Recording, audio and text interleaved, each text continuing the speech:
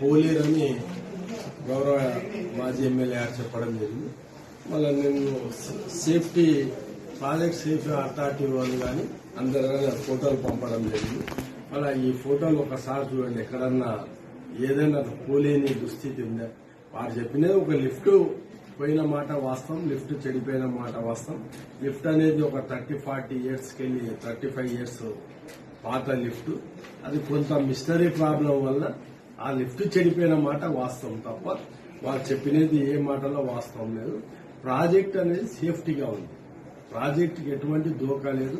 Project అనేది ఇంకా 100 సంవత్సరాలు వాళ్ళ ప్రజలకు సేవను అందించుకునే ప్రియదర్శిని జూరాల ప్రాజెక్టు ఉంటుంది. ప్రజలకి ఈ ఆర్థిక భారం లేకుండా ఇప్పటి వరకు రైతులందరూ సంతోషంగా ఉన్నాం.